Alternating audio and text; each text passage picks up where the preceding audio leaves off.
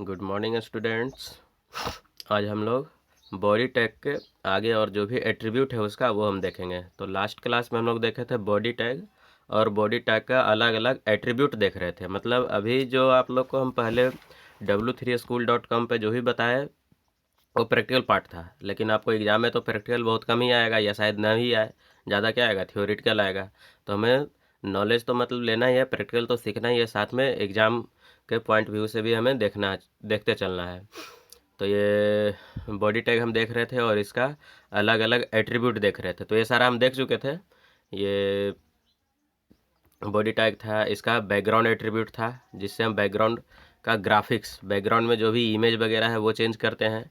ये था background. Background का जो वैल्यू होता है, बैकग्राउंड एक एट्रीब्यूट है, उसका वैल्यू क्या होता है, किसी भी फाइल का यूआरएल, किसी फाइल का यूआरएल, या फिर ऐसा बोल सकते हैं किसी फाइल का एड्रेस होता है, फाइल का नाम प्लस उसका पूरा कंप्लीट एड्रेस। तो ये हो गया।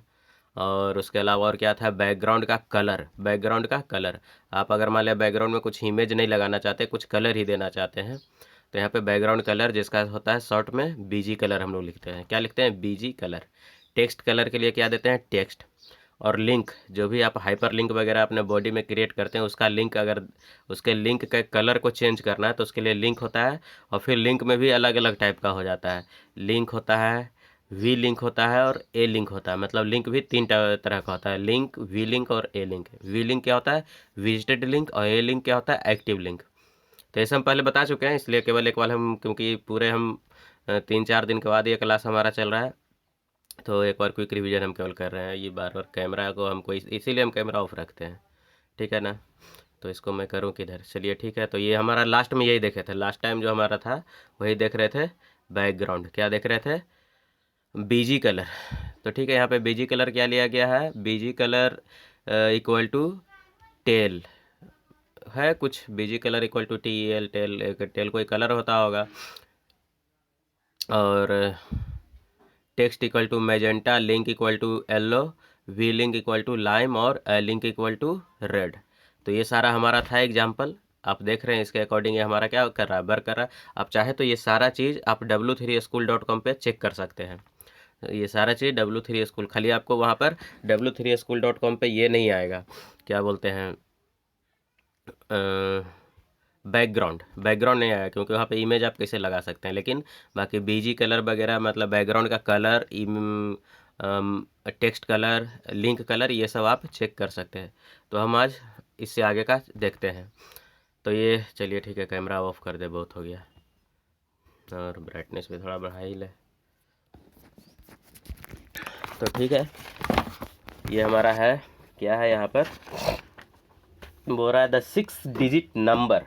क्या बोल रहा है, the 6 digit number and letter combination represent colours by giving their RGB, red, green and blue value.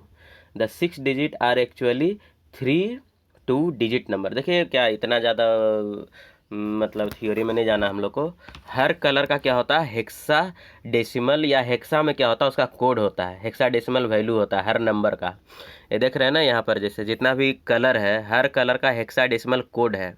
और ये तो एक बस कुछ एग्जाम्पल दिया है, कुछ एग्जाम्पल, लेकिन इतना ही थोड़ी है, बहुत बहुत ज़्यादा कलर कोड होता है। मतलब हर कलर के लिए कोड वेरी करता है। जैसे कि एग्जाम्पल अगर मान ले आपको लेते हैं, यहाँ पर क्या है, ग्रे। अब ग्रे में क्या है, #808080। तो ये जो 8080 है, अब यहाँ पर लास्ट का जो जीरो है इसको चेंज करके आप 1 कर दिए, चेंज करके 2 कर दिए, तो क्या होगा, इस ग्रे में ही थोड़ा थोड़ा सा चेंजिंग होते रहेगा। तो वही है। और ये थ्योरी तो आप लोग को पढ़ना है, ये थ्योरी आप लोग को खुद पढ़ना है, मैं केवल समझा रहा हूँ एक्चुअली में वर्क क्या हो, मतलब किस तरह से ये सारा कलर एकदम थोड़े थोड़े से वैल्यू के लिए कलर को कैसे चेंज करते हैं। क्या लगता है केवल इतना ही कलर है क्या, नहीं, इतना ही कलर नहीं है, बहुत सारा कलर है। तो एक बेसिक आइडिया दिया गया है कि हर कलर के लिए उसका क्या होता है, एक हेक्साडेसिमल कोड होता है। उसी हेक्साडेसिमल कोड के में थोड़ा थोड़ा सा चेंजिंग करिएगा तो हाँ आपके कलर में क्या होगा, बहुत मतलब थोड़ा थोड़ा सा वेरिएशन होते रहेगा। तो ये हो गया कलर कोड। कलर कोड हम लोग को याद नहीं रखना है, कलर कोड जब प्रैक्टिस बहुत ज़्यादा करने लगे तो कलर कोड अपने आप याद हो जाता है। तो ये हो गया हमारा कलर कोड के बारे में। नेक्स्ट क्या बोल रहा है, बोल रहा है setting left and top margin. ठीक है, लेफ्ट एंड टॉप मार्जिन, मतलब मार्जिन आप लोग को पता ही है, मार्जिन क्या होता है।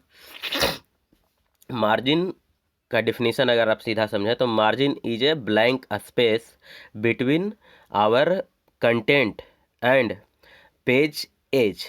ठीक है, तो मार्जिन क्या है? तो मार्जिन एक ऐसा खाली जगह है जो हमारे कंटेंट और पेज के किनारे के बीच का एक खाली जगह, उसी को बोलते हैं मार्जिन।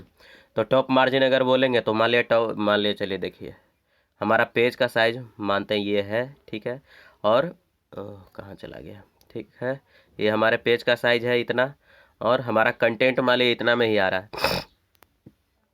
कंटेंट मानते हैं हमारा इतना में आ रहा है। तो ये क्या हो गया? ये जो खाली जगह ऊपर बचा ये हो गया टॉप मार्जिन। नीचे जो खाली जगह बचा ये क्या हो गया? Bottom margin. ये क्या हो गया? Right margin. और ये हो गया लेफ्ट मार्जिन, जो इधर लेफ्ट में जगह बच रहा है। तो ये मार्जिन आप लोग को अच्छे समझ में आता है, ज़्यादा बताने की ज़रूरत नहीं है। बस ये देख लीजिए कि मार्जिन का सेटिंग कैसे करते हैं। बोल रहा है setting left and top margin, left and top margin. तो बोल रहा है the margin refer to the blank area. चलिए भाई जो हम डिफिनीशन बता रहे हैं, बोल रहा है the margin refer to the blank area left from the edge of page. जो ब्लैंक एरिया हम छोड़ देते हैं पेज के एज में, पेज के एज से और हमारे कंटेंट के बीच में। If you want to leave some blank area in the left side you use left margin attribute as follow. अगर आप लेफ्ट साइड में अगर ब्लैंक एरिया छोड़ना चाहते हैं तो आपको लेफ्ट मार्जिन यूज करना पड़ेगा बॉडी में। जैसे बॉडी में एक टेक्स्ट रहता है और वहाँ पे लेफ्ट मार्जिन के लिए देखिए लेफ्ट मार्जिन और उसका वैल्यू, वैल्यू क्या चीज़ में रहेगा? लेफ्ट मार्जिन का जो वैल्यू रहेगा क्या चीज़ में रहेगा? पिक्सल में रहेगा। कितना पिक्सल आपको मार्जिन छोड़ना है?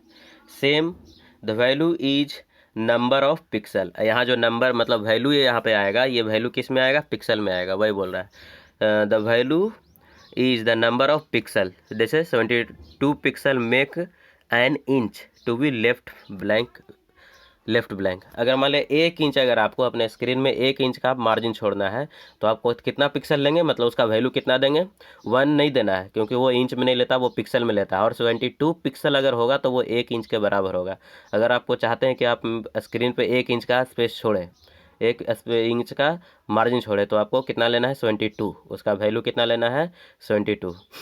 और उसी तरह से यहाँ पे देख लीजिए body left margin equal to 60। तो क्या होगा? 1 इंच से कुछ कम होगा। 72 में 1 इंच होता है ना, 1 इंच कितना होता है? 72 पिक्सल में। तो यहाँ पे तो 60 लिया है, यानी 1 इंच से थोड़ा कम है। This will make the body text indent 60 pixel away from the left edge of the page. और ये क्या करेगा? हमारे पेज के लेफ्ट किनारे से 60 पेज छोड़ के लिखेगा। जो भी कंटेंट आएगा वो 60 पेज छोड़ के लिखेगा। Similarly to set the top margin that is distance from the top of edge you can use top margin. अगर आपको टॉप से कुछ छोड़ के लिखना है, अगर आप चाहते हैं कि आपका कंटेंट, बॉडी का कंटेंट टॉप से थोड़ा सा छोड़ के नीचे से लिखाना शुरू हो, तो आप क्या कर सकते हैं? वहाँ पे टॉप मार्जिन दे सकते हैं, जैसा यहाँ पे दिखाया गया। बहुत सिंपल है ये, आपको सीखते चलना है और w3school.com पे प्रैक्टिस करते चलना है। इसीलिए हम ये चैप्टर स्टार्ट किए थे कि आप लोग अगर मोबाइल पे स्टडी कर रहे हैं तो मोबाइल पे वहाँ पे प्रैक्टिस भी किया जा सकता है। अगर डेस्कटॉप या लैपटॉप पे स्टडी कर रहे हैं तो वहाँ पे भी कर सकते हैं। इसीलिए हमारा ये जो वीडियो देख रहे हैं ना, इस वीडियो को मतलब HTML फर्स्ट से देखना स्टार्ट करिए। HTML फर्स्ट से, तब आपको समझ में ज़्यादा बेटर आएगा। अगर देख चुके हैं तो अच्छी बात है, अगर नहीं देखें तो स्टार्टिंग से इसका देखिएगा। तो ये हो गया left margin and top margin, ये हो गया। नेक्स्ट क्या है हमारा? नेक्स्ट है, चलिए उसी का एग्जाम्पल दिखाया है, उसी का एग्जाम्पल है, उसी को आगे पूरा किया है। यहाँ से एग्जाम्पल स्टार्ट किया है, ये एग्जाम्पल है। क्या बोल रहा है example 5.4 to make body text appear 60 pixel away from the top edge and 75 pixel away from the left edge of page. ठीक है, तो आपके पेज से लेफ्ट एज और टॉप एज मतलब बायां किनारा और अपर ऊपर का जो किनारा है उससे कितना? 60 पिक्सल और 75 पिक्सल छोड़ के लिखेगा। तो उसके लिए एक एग्जांपल HTML ओपन किए, हेड ओपन किए, नेक्स्ट पेज में देखते हैं। HTML ओपन कर दिए, हेड ओपन किया, हेड में क्या दे दिया? टाइटल एक दे दिया, कुछ भी हो आपकी मर्जी है, दें या ना दें। तो क्या है टाइटल में दिया है? यूज ऑफ मार्जिन, मार्जिन का यूज़ किया है। और हेड बंद किए, अब बॉडी स्टार्ट हुआ। बॉडी में क्या लिखा है? Top margin equal to 60 and left margin equal to 75। बस यहाँ पे डिनोट किया। हमारा जो ये टॉपिक अभी फ़िलहाल चल रहा है वो क्या है? मार्जिन। तो ये हो गया। अब देखिए ये तो कोड कर लिया, ये क्या किया? ये कोड कर लिया यहाँ से यहाँ तक। अब इसका आउटपुट देख लीजिए, ये आ गया आउटपुट। देखिए आउटपुट में क्या है? यहाँ से इसे बताया है कि ये टॉप से इतना मार्जिन छोड़ा और इधर लेफ्ट से इतना मार्जिन छोड़ा। कितना कितना? 60। टॉप से कितना है? 60 और लेफ्ट से कितना है? 75 पिक्सल। तो इस तरह से मार्जिन का समझ में आ गया कि किस तरह से मार्जिन। अब इसी तरह से लेफ्ट मार्जिन है तो शायद राइट मार्जिन भी होता होगा। और या देखते हैं आगे क्या है। चलिए नेक्स्ट आ गया हमारा हेडिंग, सॉरी हाँ हेडिंग है, हेड टैग नहीं, हेड और हेडिंग अलग है। हेड टैग एक अलग होता है जो हेड ऊपर बॉडी के ऊपर हेड टैग होता है, और ये हेडिंग टैग अलग है। हेडिंग टैग जैसे अपने बॉडी में ही मान लिया कुछ हम दे रहे हैं, कुछ टाइटल वगैरह कहीं लगाना है या कुछ किसी टॉपिक का ऊपर हेडिंग देना है, तो वहाँ पे हम लोग हेडिंग टैग यूज करते हैं। क्या यूज करते हैं? हेडिंग टैग जो होता है H1 to H6। Heading tag कहाँ से कहाँ तक वेरी करता है? H1 to H6 तक रहता है, जिसमें H1 is largest and main focused जो हम लोग को करना होता है वो H1 होता है, और H6 जो होता है वो स्मॉलेस्ट होता है, उसका बोल्डनेस वगैरह क्या होता है, बहुत ही कम होता है। तो यहाँ पे देखते हैं HTML has 6 levels of heading. HTML has 6 level of headings number 1 through number 6। मतलब हेडिंग जो है H1 से H6 तक होता है। With 1 begin the largest heading, largest heading are typically displayed plus in larger or bolder font then normally body text। जैसे देखिए heading क्या करता है, वो आपके टेक्स्ट को लार्जर और बोल्डर दोनों कर देता है। मतलब लार्ज भी करता है, टेक्स्ट का साइज भी बढ़ा देता है, और उसको बोल्ड भी कर देता है। मतलब अलग से आपको बोल्ड नहीं करना पड़ता है। तो हेडिंग का तो वही काम है ना कि अगर कहीं भी हेडिंग देते हैं तो उसका टेक्स्ट का साइज क्या होना चाहिए? ज़्यादा होना चाहिए। ये ऐसे भी क्या है, बाय डिफ़ॉल्ट बात है, नॉन बात है। और उसका बोल्ड भी होना चाहिए, टेक्स्ट का साइज ज़्यादा भी होना चाहिए। चलिए इधर ये कॉलम में क्या लिखा है, difference among H1 and H6। H1 H2 H6 क्या है? बोला H1 H2 H6, H1 H2 dot dot dot H6 represent different level of heading. H1 H2 H3 H4 5 6 सब क्या दिखाता है? डिफरेंट लेवल ऑफ हेडिंग दिखाता है। These are differentiated from each other through these factors. Type face, font size. अब देखिए ये सारे मतलब हेडिंग में क्या क्या रहता है। ये सारे हेडिंग में by default type face, font का size and the space above and below them. तो ये सारा चीज़ क्या रहता है? सबका फैक्टर्ड रहता है, मतलब सबका कॉम्बिनेशन रहता है। इतने सारे प्रॉपर्टी का कॉम्बिनेशन रहता है हेडिंग टैग में। मतलब एक बार अगर आप हेडिंग टैग लगाते हैं तो आपको उसका टाइप फेस मतलब फॉन्ट का टाइप और उसका साइज और उसका ऊपर और नीचे जो भी आप हेडिंग देखिएगा तो उसके ऊपर और नीचे थोड़ा थोड़ा स्पेस अपने आप आ जाएगा। तो ये सारा चीज़ क्या रहता है एक हेडिंग में, ऑल बाय डिफ़ॉल्ट मतलब रहता है। वहाँ पर सेटिंग कुछ नहीं करना होता है। देखिए क्या बोल रहा है और नीचे वाले बॉक्स में नोट में, the default alignment is left for H. H has का मतलब वहाँ पर नंबर दे सकते हैं, H1 H2 H3 ये सब बोल रहा है। The default alignment is left. मतलब हेडिंग अगर आप देते हैं तो उसका अलाइनमेंट, अलाइनमेंट का मतलब क्या होता है? अलाइनमेंट का मतलब हम फिर से बता रहे हैं पहले भी हम कई बार बता चुके हैं।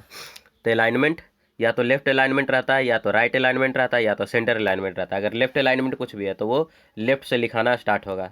अगर राइट अलाइनमेंट है तो वो राइट से लिखाना स्टार्ट होगा। अगर सेंटर अलाइनमेंट है तो अगर मान लिया स्टार्टिंग आपका कर्सर यहाँ रहेगा, लिखिएगा तो कुछ दूर इधर भी वो स्प्रेड होगा और इधर भी लिखाता जाएगा। फिर अगला लाइन में नेक्स्ट लाइन में आइएगा तो यहाँ तक रहेगा कर्सर और इधर भी जाएगा और उसका टेक्स्ट इधर भी जाएगा। फिर तो इसी तरह से हो गया हमारा सेंटर अलाइनमेंट, मतलब सेंटर में रहता है। तो इस तरह से अलाइनमेंट बताता है कि आपका किधर रहता है। लेकिन यहाँ पे बोल रहा है कि जो हेडिंग है वो बाय डिफ़ॉल्ट क्या रहता है? लेफ्ट अलाइनमेंट रहता है। The justified alignment is not supported by any browser at. अब देखिए अभी तो हम क्या बताए, लेफ्ट राइट और सेंटर। एक जस्टिफाई अलाइनमेंट भी होता है जो MS वर्ड या फिर MS ऑफिस राइटर में आप लोग पढ़े होंगे। तो जस्टिफाइड अलाइनमेंट को ये सपोर्ट नहीं करता, या तो लेफ्ट या तो राइट या फिर सेंटर। ठीक है, और क्या बोल रहा है? Where is the number between 1 and 6 specifying the level of the heading and alignment is one of the left right and centre value. देखिए क्या बोल रहा है, where is the number 1 and 6 specifying the level of the heading and alignment. यहाँ पे देखिए H1 में जो है ना वहाँ पर मतलब हेडिंग अगर आप देते हैं तो हेडिंग में तो H1 H2 H3 ये सब आप दे सकते हैं। उसी में आप मतलब ये क्या है, एक तरह का टैग है। हेडिंग क्या है, एक तरह का टैग है, हेडिंग टैग है। और हेडिंग टैग के अंदर एक एट्रीब्यूट है, वो है आप अलाइनमेंट दे सकते हैं। हेडिंग का अलाइनमेंट भी आप सेट कर सकते हैं।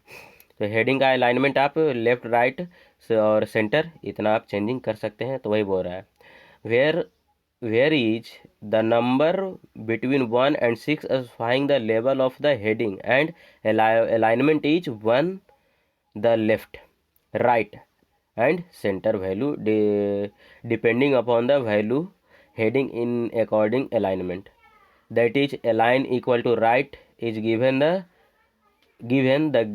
heading is right aligned। अब देखिए, अगर मान लिया अलाइन मतलब अलाइनमेंट एक क्या है, एट्रीब्यूट है। अलाइनमेंट क्या है, एक एट्रीब्यूट है। अगर इसका वैल्यू आप राइट देते हैं तो इस मतलब पार्टिकुलर हेडिंग का जो हेडिंग मतलब इस पार्टिकुलर हेडिंग टैग के अंदर जो भी कंटेंट आएगा वो किधर आएगा, राइट साइड से लिखाना स्टार्ट होगा। किधर से, राइट से। ठीक है। अगर अलाइनमेंट का वैल्यू अगर सेंटर दीजिएगा तो उस हेडिंग कहाँ, वो हेडिंग पार्टिकुलर हेडिंग कहाँ आएगा, सेंटर में आएगा। तो ही बता रहा है, इसमें कुछ खास है नहीं। नेक्स्ट क्या बोल रहा है, एग्जाम्पल नेक्स्ट स्लाइड में हम देखते हैं क्या बोल रहा है एग्जाम्पल में। To display multiple headings in multiple forms using H1 to H6 tag. तो यहाँ पे मल्टीपल हेडिंग मतलब H1 से लेकर के H6 तक को अलग अलग तरीके से दिखाया गया है और यहाँ पे अलग अलग अलाइनमेंट का भी यूज किया गया है। तो एक देखते हैं हमारा क्या है, इसको थोड़ा जूम कर लें। ठीक, ये अब देखिए थोड़ा आप लोग को भी देखने में सुविधा हो रहा होगा। अब देखिए हमारा एग्जांपल क्या बोल रहा है। यहाँ से तो HTML स्टार्ट किए, तो HTML यहाँ क्लोज कर लिए, ये हमारा स्ट्रक्चर हो गया। हेड स्टार्ट किए तो हेड को क्लोज किया। ये टाइटल क्या बोल रहा है, हेडिंग्स इन HTML, ये टाइटल है। बॉडी यहाँ स्टार्ट किए, बॉडी को यहाँ क्लोज कर लिया। अब देखिए H1 में क्या बोल रहा है, इसमें कुछ भी एट्रीब्यूट नहीं दिया है, केवल सिंपल H1 है। तो बताइए, अगर कुछ भी एट्रीब्यूट नहीं दिया है तो बाय डिफ़ॉल्ट क्या रहेगा, ये बाय डिफ़ॉल्ट लेफ्ट रहेगा। नेक्स्ट क्या बोल रहा है, H2, इसका अलाइनमेंट कर दिया सेंटर, इसका अलाइनमेंट क्या कर दिया, सेंटर। और H3 अलाइनमेंट कुछ नहीं दिया, सिंपल छोड़ दिया। H4 का अलाइनमेंट राइट कर दिया, H5 को सिंपल छोड़ दिया और H6 का अलाइनमेंट सेंटर कर दिया। मतलब पहले तो बाय डिफ़ॉल्ट क्या रहता है, लेफ्ट रहता है। H1 तो लेफ्ट रहेगा, H2 क्या चला जाएगा, सेंटर में चला जाएगा। H3 किधर चला जाएगा, फिर से बाय डिफ़ॉल्ट लेफ्ट में रह जाएगा। H4 कहाँ चला जाएगा, राइट में। H5 फिर से सेंटर में और H6 फिर से सेंटर में। H5 कहीं नहीं, H5 लेफ्ट में रहेगा, सॉरी। तो देखते हैं अब इसका जूम आउट करते हैं। जूम इन कर दिया था ना, जूम आउट। जूम इन मतलब बड़ा करना और जूम आउट मीन्स उसके फिगर को, साइज को छोटा करना। तो देखिए क्या क्या था, फिर से देखते हैं। ये है H1 में क्या है, कुछ भी नहीं दिया है अलाइनमेंट, तो बाय डिफ़ॉल्ट क्या रहेगा, लेफ्ट है, बहुत अच्छी बात है। H1 है तो इसका साइज सबसे बड़ा रहेगा। फिर H2 में अलाइनमेंट क्या कर दिया, सेंटर, देखिए सेंटर में आ गया, उससे थोड़ा छोटा। H3 में क्या कर दिया है, कुछ नहीं किया अलाइनमेंट, तो अलाइनमेंट तो लेफ्ट ही रहा और साइज कुछ छोटा है। H4 का अलाइनमेंट राइट कर दिया, तो H4 कहाँ गया, राइट में। H5 का कुछ नहीं किया तो लेफ्ट में ही रह गया। H6 कहाँ कर दिया, सेंटर में, तो H6 कहाँ गया, सेंटर में आ गया। तो इस तरह से आप लोग क्या से हेडिंग एक टैग है, उसका अलाइनमेंट वगैरह और उसका सिग्निफिकेंस समझ गए कि हेडिंग क्यों देते हैं। और देखिए H1 दिए हैं तो H1 के ऊपर और नीचे क्या है, ज़्यादा स्पेस छूटा है ना। H2 के ऊपर और नीचे भी स्पेस है, लेकिन ये ऊपर ज़्यादा स्पेस क्यों हो गया, क्योंकि कुछ स्पेस H1 के लिए और कुछ स्पेस H2 के लिए, इसलिए स्पेस ज़्यादा हो गया। अदरवाइज H2 जो है H1 के कंपेयर में ऊपर नीचे जो है स्पेस कम छोड़ता है। उसी तरह से H3 है, H4 है, H5 और H6 है, यही है। अब ये येलो में क्या लिखा है, ये सब क्या करना है आप लोग को, पढ़ना है। बुक आप लोग के पास तो है ही। देखिए ऊपर वाला पहले इसको समझाते हैं, ये डिस्कस करते हैं, इसको डिस्कस करते हैं। ये क्या बोल रहा है, notice various heading in HTML, notice that H1 is the biggest heading and, क्या है, सब नोन बात है, इसमें कुछ खास है नहीं। अच्छा ये नोट्स में क्या लिखता है, इसको थोड़ा समझ लें। क्या हो रहा है नोट में, do not skip labels of heading in your documents. For example, don't start with level 1 heading and then next use a level 3 heading। हाँ देखिए, अगर आप अपने मतलब जब वेब पेज बना रहे होते हैं तो आपको ऐसा नहीं कि H1 से स्टार्ट किए तो सीधा H1 के बाद H5 दे दिए या फिर H6 दे दिए। अगर हेडिंग देना है तो आपको एक लेवल मेंटेन रखना है। क्यों रखना है, ताकि क्या हो, आपका वेब पेज अच्छा दिखे, और कोई खास बात है नहीं, कोई गलती नहीं है उसमें कि अगर हम स्किप कर दिए तो क्या दिक्कत है, कोई दिक्कत नहीं है। और इधर क्या बोल रहा है, अलाइनमेंट एट्रीब्यूट के बारे में, line attribute of the H1 and H6 tag is not supported in HTML5। देखिए HTML5 में ये सपोर्ट नहीं करता, इसके लिए आपको क्या करना होगा, CSS का यूज़ करना होगा। तो आज के लिए इतना ही रखते हैं, क्योंकि वीडियो हमारा बहुत लंबा हो रहा है, 20 मिनट का हो गया है। तो आज के लिए बस इतना ही, तब तक के लिए बाय, और कल मिलते हैं हम लोग।